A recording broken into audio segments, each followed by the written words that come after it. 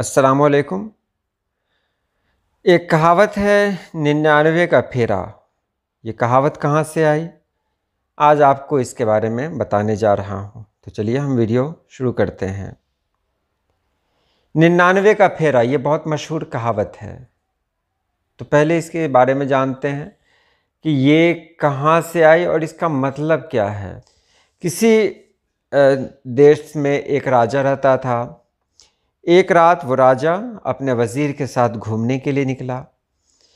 घूमते घूमते वो एक घर के पास पहुंचा। वो घर फूस का था, जिसे आमतौर पर झोपड़ी कहते हैं। तो वो इस झोपड़ी के पास खड़ा हो गया। अंदर से बच्चों की आवाज़ें आई, बच्चे और जवान सभी के हंसने की आवाज़ें आई। तो राजा ने झांक कर देखा तो वहाँ एक औरत, एक मर्द और कुछ बच्चे बैठे थे। सभी आपस में किसी बात में बहुत ज़्यादा खुश थे। तो राजा गौर से देखता रहा। उसके बाद वहाँ से आ गया, लौट आया। तो उसने अपने वज़ीर से कहा कि सुनो, मेरे पास अल्लाह का दिया हुआ सब कुछ है, लेकिन जो खुशी इनको मैसर है, जिनको मैं देख कर आया हूँ, वो खुशी मुझे क्यों मैसर नहीं है? आखिर क्या बात है?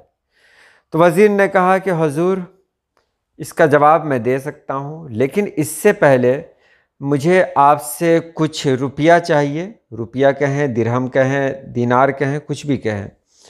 तो वो बोला कि मुझे 99 दीनार चाहिए।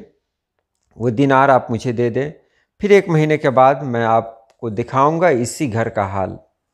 राजा ने उसे 99 दीनार दिए। राजा ने कहा कि 100 ले जाओ, 99 की क्या ज़रूरत है?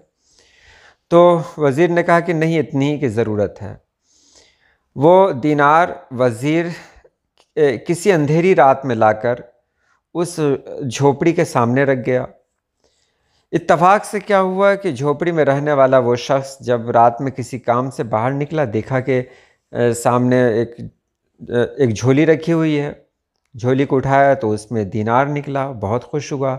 अपनी बीवी को बुलाया और कहा कि देखो, पता नहीं अल्लाह पाक को मेरी कौन सी बात पसंद आ गई कि अल्लाह पाक इतना मेहरबान हुआ कि उसने ये तोहफ़ा भेजा है, इसके अंदर दीनार है। तो बीवी ने कहा कि ठीक है, ऐसा करो कि इसको गिन कर देखते हैं कितना है।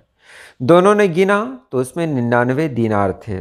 उसने कहा ओफ, अगर 100 दीनार होते तो कितना बेहतर होता। उस शख्स ने भी कहा कि हाँ, 100 होते तो ज़्यादा बेहतर था, पता नहीं एक कम क्यों हो गया। तो बीवी ने कहा कि ऐसा करते हैं कि हम और तुम दोनों मिलकर अब काम करते हैं, तो 1 दीनार कहीं से हम लोग जोड़ते हैं और इसमें मिला देते हैं, 100 दीनार हो जाएंगे। तो शौहर ने कहा ठीक है, मेहनत करते हैं। उसके बाद वो दोनों मेहनत करने लगे, बड़ी मेहनत करने लगे। 1 दीनार जोड़ना उस घर के लिए बहुत बड़ी बात थी, क्योंकि वहाँ खाना भी बहुत मुश्किल से मिलता था। जो कमा के लाते थे ये लोग, वो खा जाते थे, कुछ बचता नहीं था। और उस दौर में महंगाई भी बहुत थी, यानी पैसे का उस वक्त एक मोल हुआ करता था, पैसे की एक ख़ास कीमत हुआ करती थी। तो बहुत मुश्किल हुई इन लोगों को दीनार जमा करने में। इसी बीच जब 1 महीना बीता तो वज़ीर उस राजा को लेकर उसी झोंपड़ी के पास आया। अंधेरी रात थी। राजा ने जब इस बार झोंपड़ी के अंदर झांका तो देखा कि बीवी शौहर से लड़ रही है और बच्चे सामने दुबके पड़े हुए हैं। तो बिल्कुल घर का माहौल ख़राब था, यानी कहीं भी खुशी नज़र नहीं आ रही थी। वज़ीर ने राजा को सब कुछ दिखाया और कहा कि हुज़ूर अब चलिए, बाकी बात मैं आपको बता देता हूँ। राजा वहाँ से निकला तो वज़ीर ने कहा कि यही है 99 का चक्कर। जिस इंसान के पास 99 आ जाता है, वो इंसान हमेशा ये कोशिश में रहता है कि किसी तरह एक हो जाए, ताकि वो 100 के अदद को हासिल कर ले।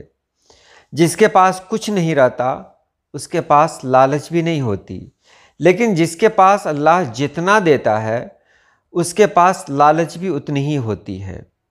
इसलिए हमें चाहिए कि हमारे पास जो कुछ भी है उतनी ही पर सब्र करें। अल्लाह जिस हाल में रखता है उसी हाल में रहें, उसका शुक्र अदा करें। तो उम्मीद है आपने समझ लिया होगा 99 का चक्कर। ये चक्कर आम तौर से देखने और सुनने को मिलता है और ऐसा हम लोगों के साथ भी होता है। तो चलिए आज के लिए इतना ही। दुआ करता हूँ अल्लाह पाक आप सभी लोगों को खुश रखे, आबाद रखे। अल्लाह हाफिज़।